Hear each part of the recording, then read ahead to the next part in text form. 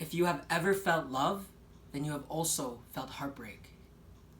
On my vlog today, I would like to focus on positive ways to heal and move forward from a breakup. Jay Shetty says, if you don't heal the hurt of your past, you'll bleed all over your future. Let time heal is a common saying I hear, but the truth is, time doesn't heal everything. We have to try different experiments, practices, and strategies when it comes to trying to move on because there are short-term, long-term effects and benefits. Distractions can help after a breakup, but this is only used as a short-term coping mechanism because it doesn't change how we feel, but it does make people feel happier. We focus more on dealing with things rather than healing from them.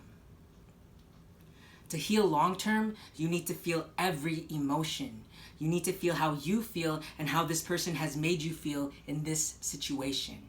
You can't heal until you feel. It's so easy to avoid and so easy to distract yourself, but you have to recognize and address every emotion. We need to ask ourselves, what can we learn from this heartbreak? We tend to focus on what was, then what is, and what we feel it could have been, rather than accepting reality. Learning through reality. How often do we see ourselves as the issue and not really recognizing both people's challenges?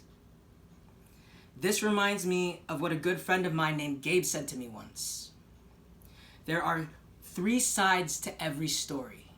Your side, my side, and the truth. We need to remember that the perspective you see is not the only one to be seen.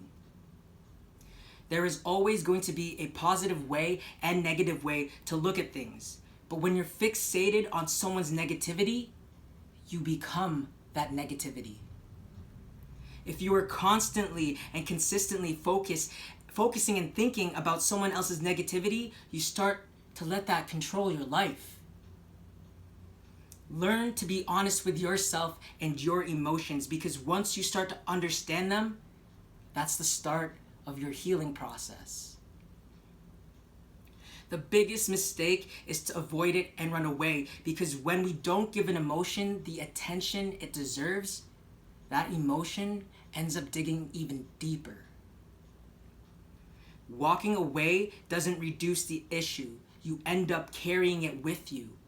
You can't walk away from your emotions because you walk away with them.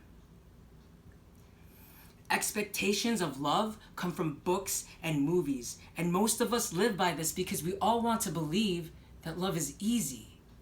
But the truth is, those aren't real expectations of what love is. We expect our partners to know exactly how we feel without even telling them.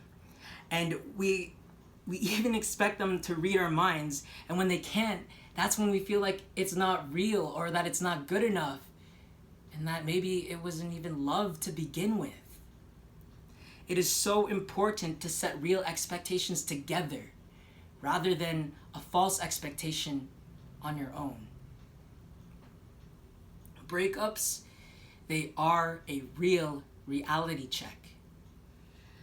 Learning the difference between emotional age versus physical age is another important thing for you to recognize.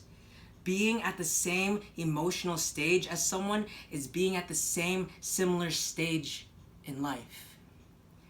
A relationship cannot be determined it will be successful by someone's age of the body.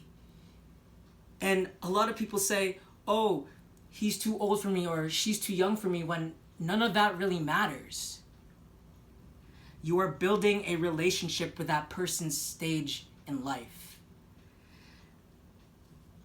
It is so important to realize what stage you're in life right now and why you believe the person who broke up with you is not at the same emotional stage in life as you. And that's because you didn't really connect emotionally. when we no longer have the person who we felt completed us, we feel we no longer have that part of our identity, that it's gone and we aren't whole anymore. We expect one person to fulfill our needs, and when we put that much pressure on someone, we end up pushing them away. Someone leaving you does not define your self-worth. Someone feeling like they've moved on from you does not define your self-worth. Self-worth is only something you can define. It is not defined by how someone treats you. Your value doesn't decrease based on someone's inability to see your worth. Our biggest mistakes are that we try to learn about everyone else's interests before we know our own. And we learn what makes others happy before we learn what makes ourselves happy. We almost always spend most of our time with this one person, and we forget about others in our lives. It is so important to always connect with the people that matter, because when that one person is gone, we always feel that we have no one. This is a good time to find people to fulfill different things in your life and people you fulfill different things for. Build relationships. You need to have your emotional, mental, and physical needs fulfilled before meeting the one, so when you do, you are able to enhance them. You didn't lose half of you. You were always full.